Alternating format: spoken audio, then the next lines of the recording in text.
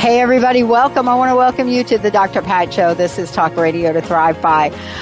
Thank you all for tuning us in, turning us on. Had a really interesting experience over these past couple of days.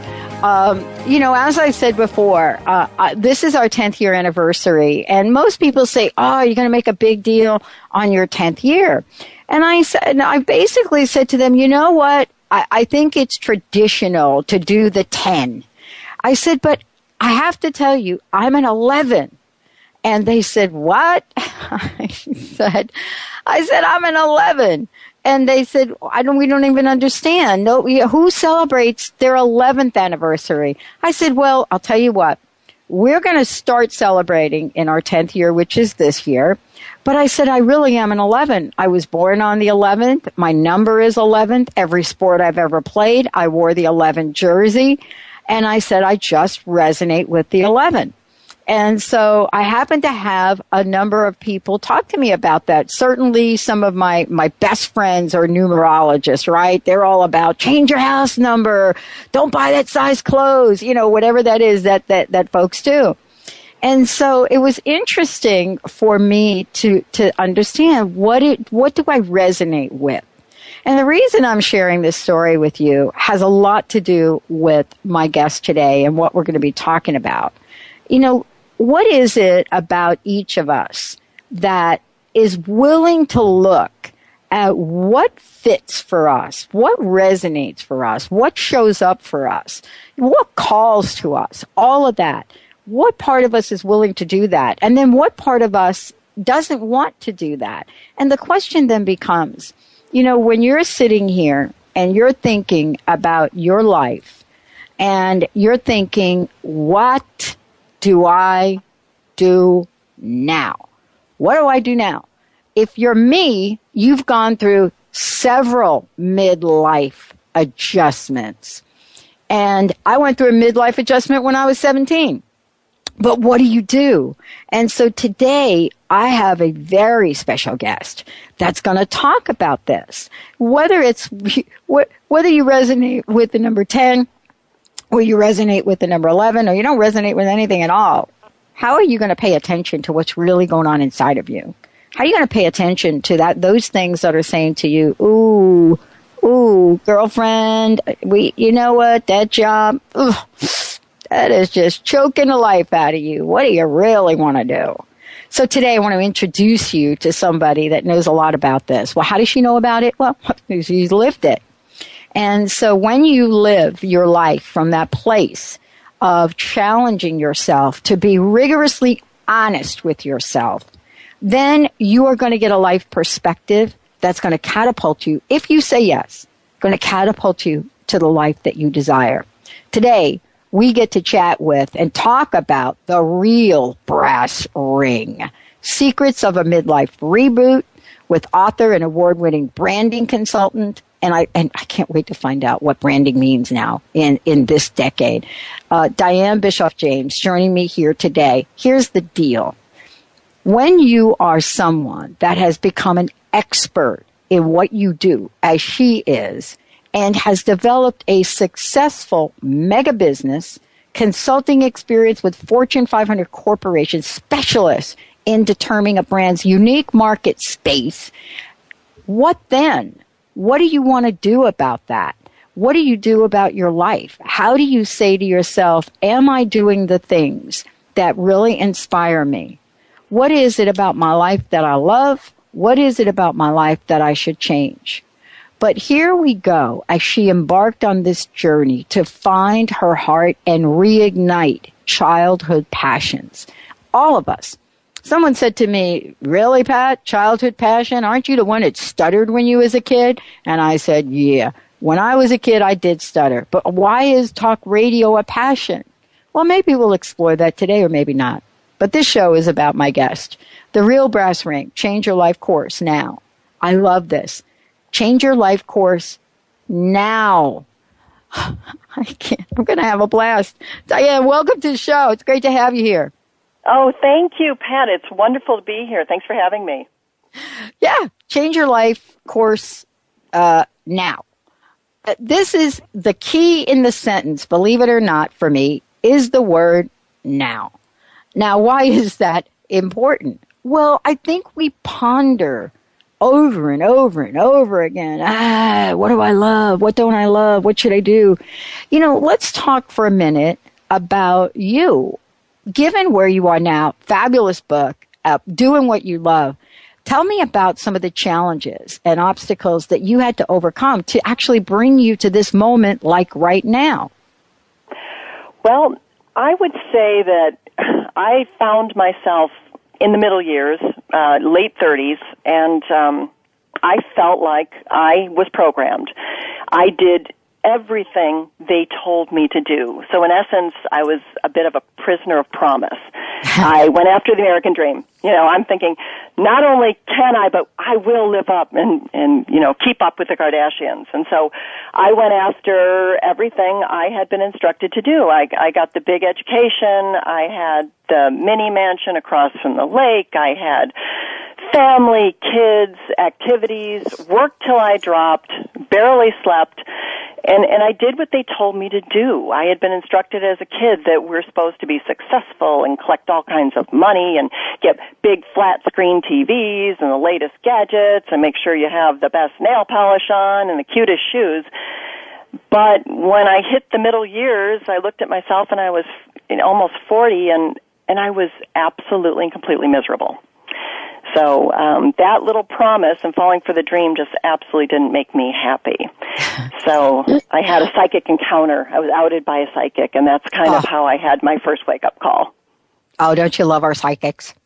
I'm just saying. I mean, you heard me talk a little bit about the whole 10-11 thing, because I'm trying to fit into a box. And, of course, we are. I mean, it is our 10th year anniversary. So I'm trying to fit into this box about the 10. And everything about me is about the 11. Now, most people would think, oh, man, Pat, get over yourself.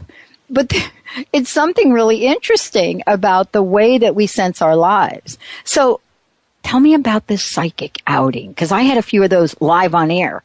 So I'm just curious about what did the psychic say to you? Because I know what they've said to me, and I never, at first you don't believe them, right? Then all of a sudden, a year later, the thing shows up. So tell me about yours. Well, I was very fortunate. For some reason, I had a couple friends that said, "Oh, you have to see this woman. Her name is Sonia Choquette." I didn't realize at the time she's like world class. I mean, she's a world class psychic, and I gave myself a birthday present. I said I'm going to go see her before my birthday. I was almost 38 years old, and I expected her to tell me how great I was doing and how I was fabulous and how everything I created was perfect and I was on track and to keep going. But instead, for 1 hour, she completely undressed me. I sat there in shock. I felt my mouth go dry and my eyes were sucking back in my head.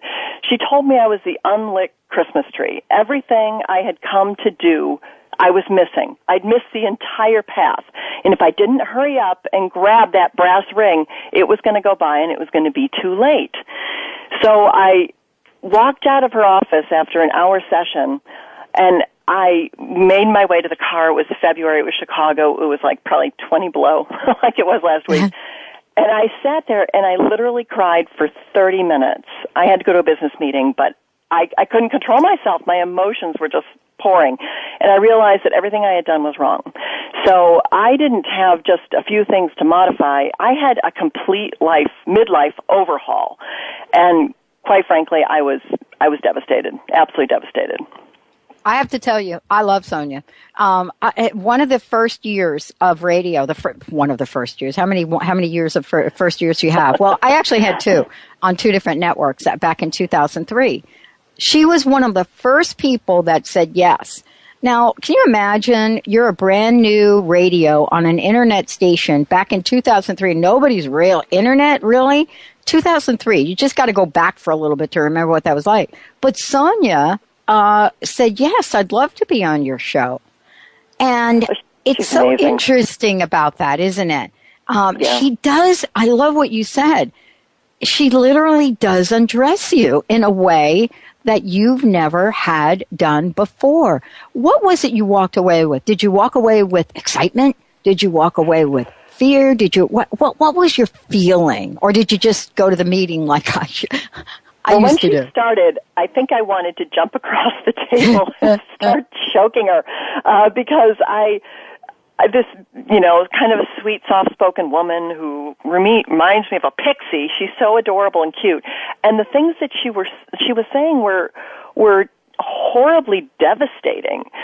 She told me that basically I was in a fraternal relationship, that my heart had never resonated with another person, whether it be man, woman, or child, that I had this empty heart, and that my job was to find my heart this lifetime, and that my path was completely erroneous. And so I was also depressed, and she nailed me on my depression. I was huge. I was pretty much a size 18 at the time. I was the size of a small prize, a sumo wrestler, and I was physically unfit. I felt terrible, and she told me that I was a helicopter mom. I was just hovering over my kids and overdoing everything to the point where nothing was successful. She also said, she goes, you're an author, and you're a healer, and you're a teacher, and you're not doing any of that. And she goes, and by the way, you could be a very successful actor because you were always supposed to pursue your creative arts, and you never have. And so pretty much I got a 0 on the scale of success. On metaphysical success, I was hitting the bottom slopes. So I had a really big mountain to climb, and I had honestly no idea where to go from that. So I think I went into overwhelm. I think when too many things are wrong or too many things have just piled up, I froze. I froze at first. I got home and I thought, okay, how do you fix a whole life? And by the way, I have to feed these people. I've got mouths to feed. I have a house to take care of. I have a mansion. I've got to keep this thing up. But I think, as we can see, even with the Kardashians, it doesn't necessarily, having those mansions doesn't necessarily make you a happy person. No, so I mean, you're absolutely right. We've learned a lot about that, haven't we? That the bling and the ring, those are the things that all of us look at. And we think we have it all. Who is it? That song by Adele, When You Think You Have It All. A lot of things we're going to talk about, but let's talk about this idea that you have so pointed out on your website, Pragmatic Metaphysics. And the reason I want to talk about that in the context of your book is that we've gone through changes. I got to interview Betsy Chasse yesterday, and oh my gosh, she's fired up. I had to say to her, are you the same woman that did the What the Bleep movie? She says, I am, but I'm changed. And so here we are, people that have gone through these past 10 years, women, I'm just going to say women because this is actually what's going on. And they started out with an idea about how this should all work.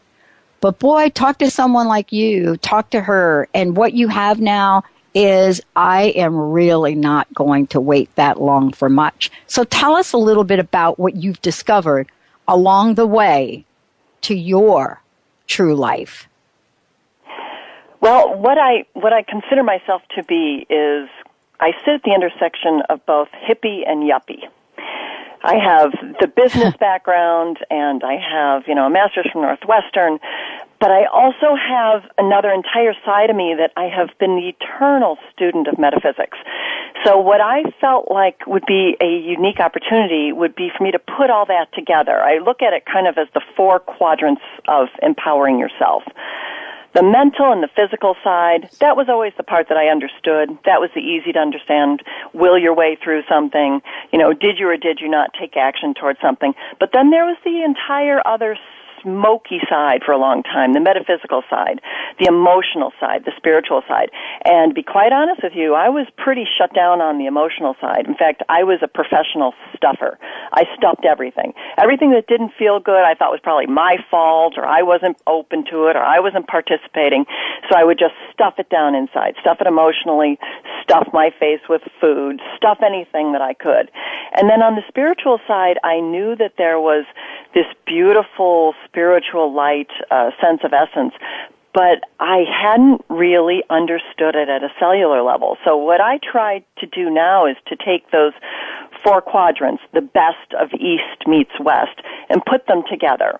So as far as the website goes, liveyoureverything.com, I look at it as a sanctuary for midlife transformation. I'm trying to put together resources, guides, tools, tricks, techniques, anything that helps activate change. But it has to really work, because I'm not so much into bubbles and unicorns and all the stuff that you can't put your finger on. I like the stuff that works. So whether it be an essential oil, or whether it be a happy lamp, or if it's the John of God light crystals, if those things work, I want to know about it, because I'm a human guinea pig. And so I really set out on a quest to test products, test different practices, and also test healers and energy healers, and any modality that's out there. I want to run it through the paces with me, and if it works for me, I want to share it with other people, because I just like to focus on things that really work and drive change. That's where I sit. And I want to talk with you about a couple of different things, because I love the way you've laid this book out, and what this has meant for you. When somebody says to you, Dianne, right? Okay, you want to do this? This is what you got to do. How about writing that book? Now, you're a branding expert. I love that you're a branding expert. I need to go to you for some advice here. But you're a branding expert, right? So here they say, you got to write a book. Did you say, yippee skippy, I'm going to write a book? Or did the book get born sort of on its own energy? Because I've come across a couple of things with myself. I can only talk about me, right? I wake up some days and I know I'm excited now about writing the book. For 10 years, people have said to me, you got to write the book. I've written 4 books. They're in a shelf in the other room. But I finally came to, I've got to write about the journey. Homeless at 17, mother died at 7. But I've never been able to talk about that. What was it about your journey where you said, I got to put this thing in writing? Well, my journey was truly a labor of love. I have 3 kids. This was the hardest birthing experience of my entire life. I sat down 3 times to write a book. I just felt like, okay, Sonia said I have to write a book. So I started writing a book about marketing and about branding. And every time I put my fingers on the computer, something else came out. It was more about, let me first write about what I've gone through, write about this, need to transform every aspect of my life. And it was organically born. I felt as if someone plugged me into my computer, and every time I sat down, it was about this very emotional, very raw, in many cases sad, in many cases scary, in many cases incredibly difficult parts of going through life. And it just poured out. And I kind of will tell you, I was the reluctant participant. This took me a lot of years, and it took me probably almost 10 years to complete.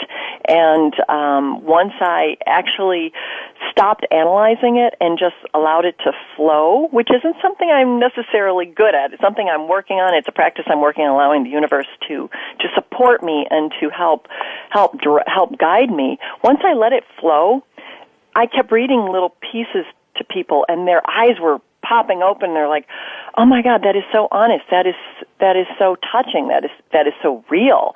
That I kind of knew I was onto something. So I just had to let it flow, and I think it literally flowed from source and from gut. Yeah. It didn't flow from the mind, because the mind would never have put this down. In fact, I was told I of course went down the hard road. I went trying to get an agent, and I was told every time, "Oh, you did it wrong. You should have done the how-to book. If it was a how-to book, we would pick you up because, you're a marketing expert." But I did I was told I did everything wrong, Pat. I mean, it was terrible. And so I said, well, you know what? This is my journey, and it just felt like this was more honest and real. So I'm kind of sorry, but I did the half memoir, half how-to, and they said, you know what? We're going to pass. We're going to pass on you. Yeah. Of course, because I didn't do it the right way. And I thought, you know what? It doesn't matter. It's real, and it's authentic, and it's from the heart, and that's why I needed to put it down. So I figured at least I'll start here and kind of baby step it and see what happens. And here we are.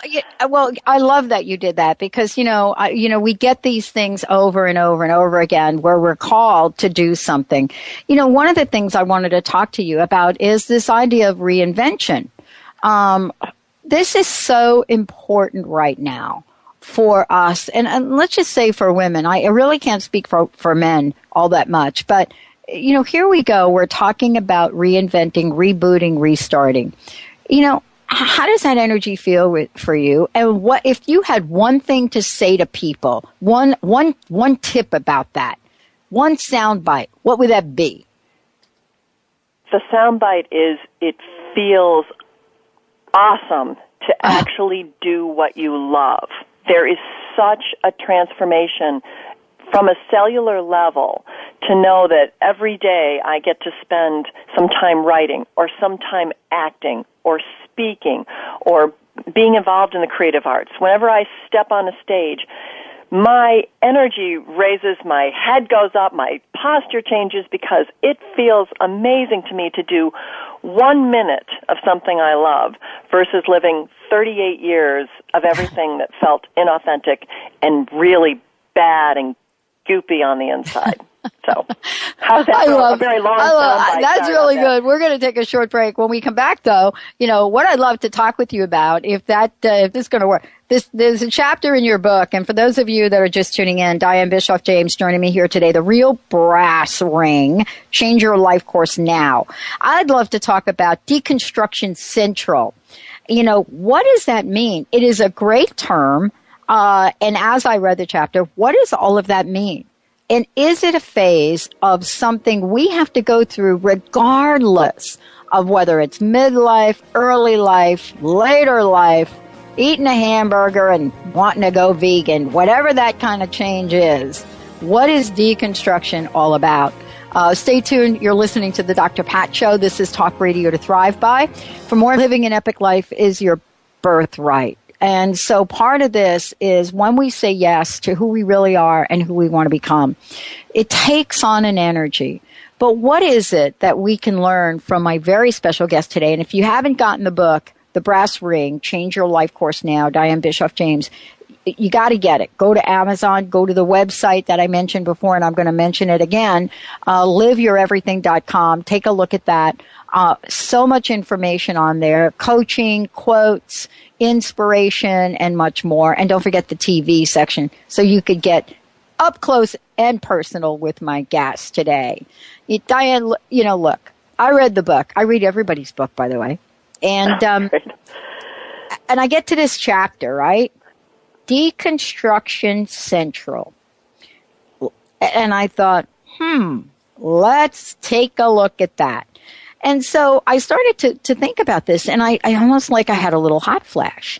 Because as I'm reading it, I'm thinking, oh, yes, I did have to go through that. You went through that. Tell folks what this means. That term in itself resonates with people. It has a certain feeling to it. Everybody's going to put their own meaning. But what was it you discovered about it, especially because it came after you talk about truth will set you free? Absolutely. Well, Deconstruction Central for me was the process of going through, I'm going to call life review. Life review while we're here still on Earth. And I took a look at everything. I figured if I have let's say there's 7,000 days left of this active body and active mind before I really just want to kind of chill out. What am I going to do with that time? If you really only had X number of days left to accomplish what you wanted to do, what would you do? And I had this vision. I was literally in, a nursing home, and I'm speaking to this young orderly, and the person says, so Miss Bischoff James, what did you do with your life? And I wanted to be able to answer that question with complete, earnest fulfillment. And so I wanted to be able to say, I did this and I did that, and I traveled and I wrote and I acted and I performed and I love my kids. And I wanted to be able to be 100% feeling fabulous about my answer. So Deconstruction Central for me started there. And I put myself on a life review. I took a look at these key questions. Before I die, what are the things I want to accomplish? And then when I grow up, what were some of the things I thought of very, very young? What were the elements that were pulling at my heartstrings very early on. I really believe most of our messages come when we're quite young, and we know exactly what will make us happy. But we've been trained by society not to listen to that, not to listen to our emotions, not to go with our gut, not to look towards spirit. And so I had to reconstruct all of that, put the pieces back together, and I put myself on a full potential yardstick. And I said, "Where are you?" And the truth is, I was way down at the bottom. I was like at the first inch, and I had to kind of climb all the way up to the top towards 36 inches. And I evaluated everything. I evaluated my thinking. I was depressed. I was on Prozac, and I decided, this isn't who I am. I'm not a person who has to drug myself to think well, to feel good. So I quit. I just one day said, this is crazy. I'm going to fix my stinking thinking. And I went back and I started using all metaphysical techniques. I started practicing only positive thoughts. I used affirmations. I went to a place called Hoffman Institute, which is the best decision I've made in my entire adult life, because in 1 week they get rid of, I think you call it the sludge and the crust. Yes. They get rid of the sludge and the crust with you for 7 days. No television, no TV, no internet, no smartphones. You work on you. So I had to go to I had to go all the way down. I was walking around with a steamer trunk full of nastiness and bad messages and bad programming and vicious cycles and patterns. And I had to undo all that. So a lot of my reconstruction came from fixing the core. So for me in particular, some people maybe have a little suitcase, little carry-on. I had a steamer trunk. So I had to go back in and fix the reason I wanted to cry all the time. And that was about self-love and being accepted for who I was. And I did that. And HoffmanInstitute.org, I believe, is the website. Best decision I ever made. It's just an investment in yourself so you can restart. So once I fixed the inside, I then looked at the body and I just said, okay, I don't think being 190 pounds for a 5'6" woman is a good plan. Just not a good idea. I said, I know that there's this really cool body in there, and I just want to see who she is.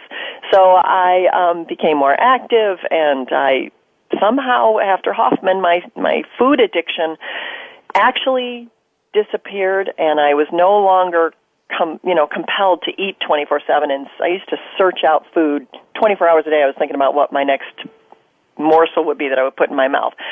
So I was able to fix the food addiction, and then once I was able to get more fit, I had to be more active, and I had to fix some of my body issues, so I went to yoga, and each one of these were just small steps. I then looked at my career, and I decided that maybe I could parallel process being a marketing consultant and an actor, even though I had no background I had a small background, but it had been years, and so I decided to pound the pavement of the acting show here in Chicago and to see if I could make some inroads, and I was very fortunate. I found tremendous people who helped me. I studied. I did all my work. I trained, and I was able to make my way into being an actor, and that was a fabulous, fabulous step forward. And then I was able to look at my love life, and the truth is that it just wasn't resonating correctly for my life.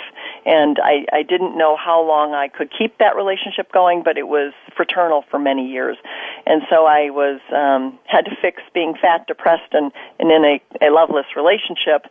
And I was able to do that. It was hard on the family, but I learned a very important lesson from Hoffman. What I learned is that you're modeling for your children. So I knew that the change was important, because how could they have loving, successful relationships when they got older if they never saw one?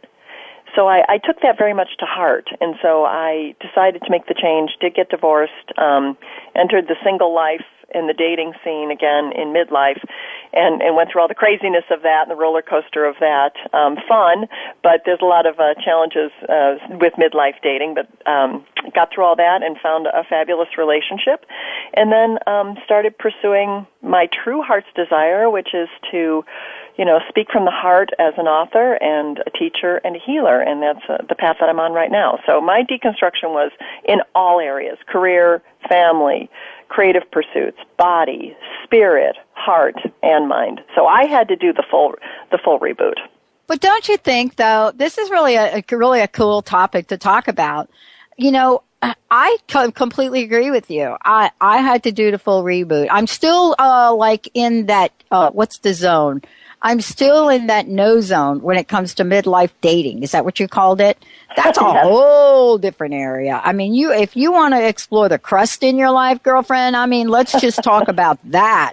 That alone would be enough to, put you in another dimension. Especially now how times have changed. But here's what I want to ask you about. Hidden in everything you said is a very powerful message about manifestation. What have you learned about manifestation that perhaps may be different than what we've heard in the past 10 years?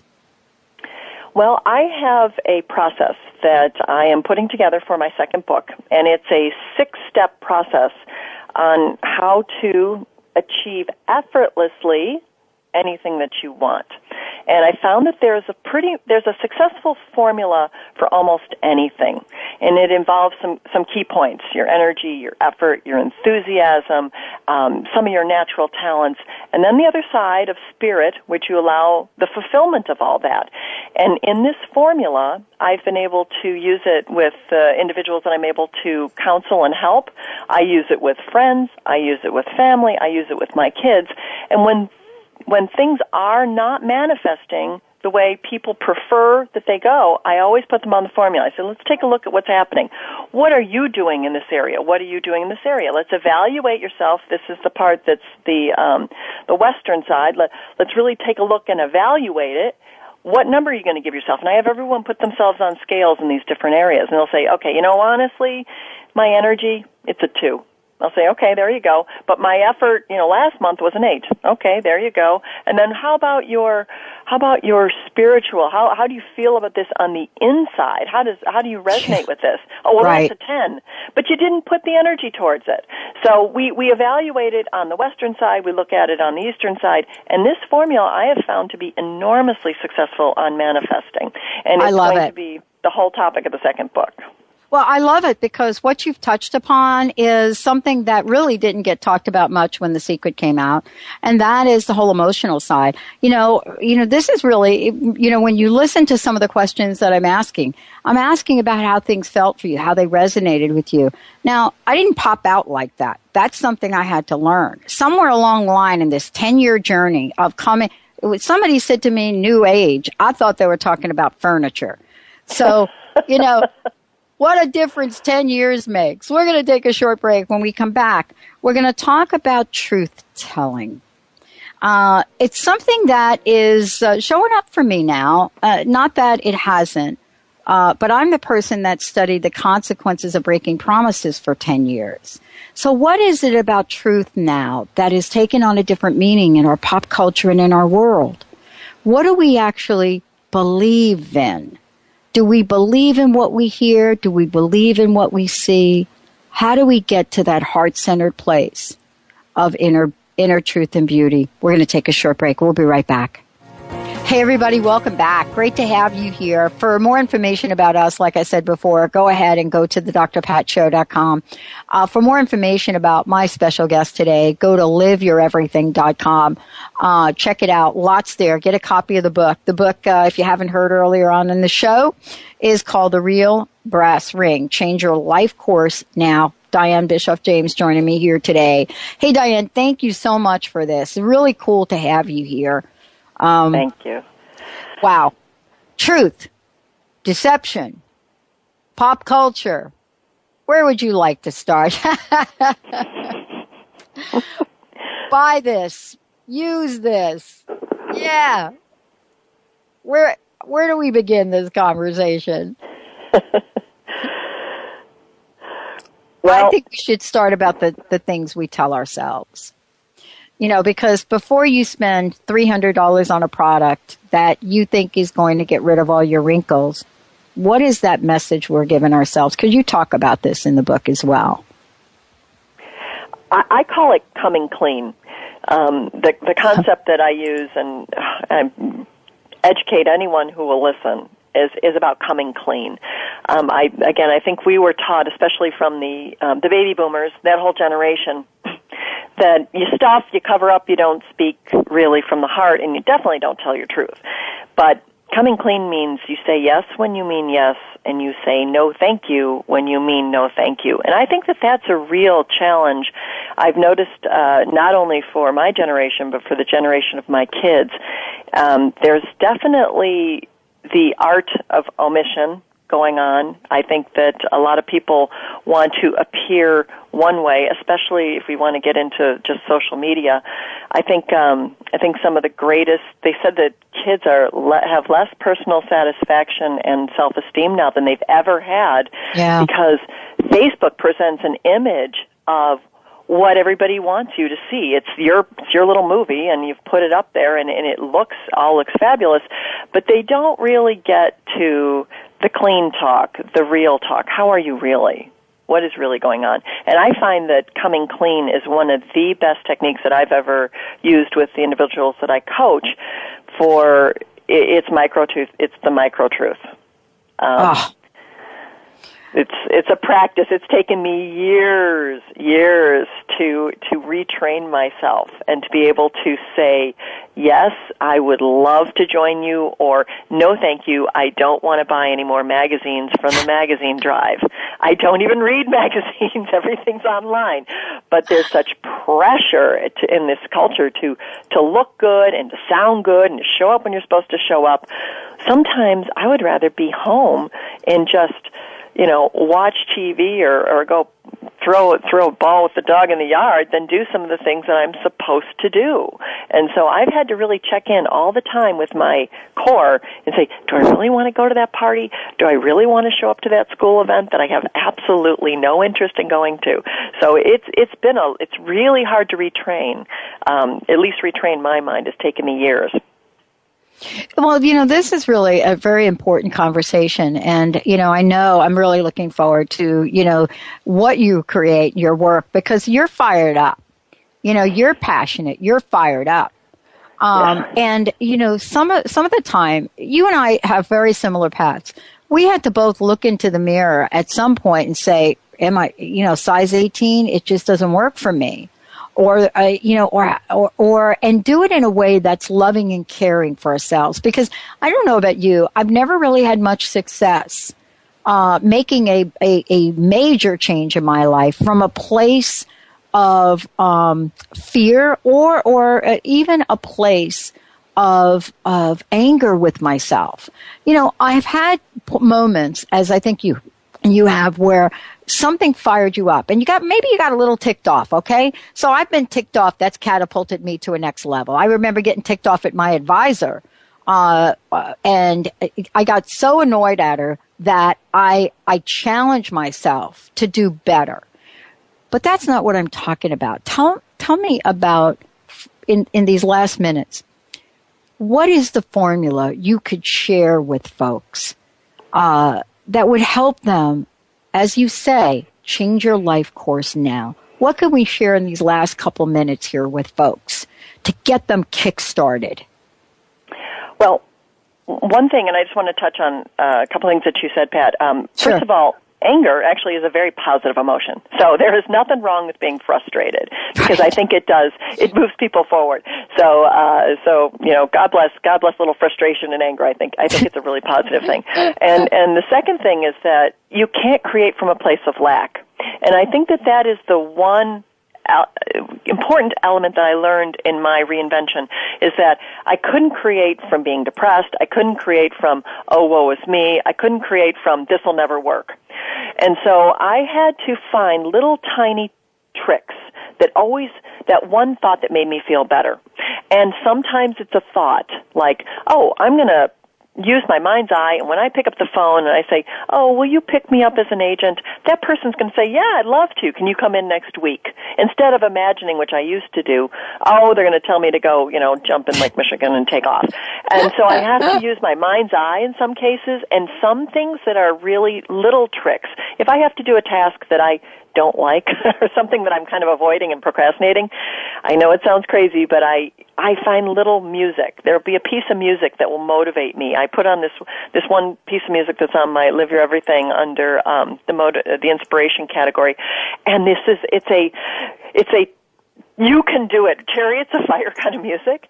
And I sit down, and for some reason with this music playing, I can write that very difficult article or piece of work I have to do for a client that I just don't feel like doing, and it makes me walk away that da da da da da, it's the whole Rocky kind of story.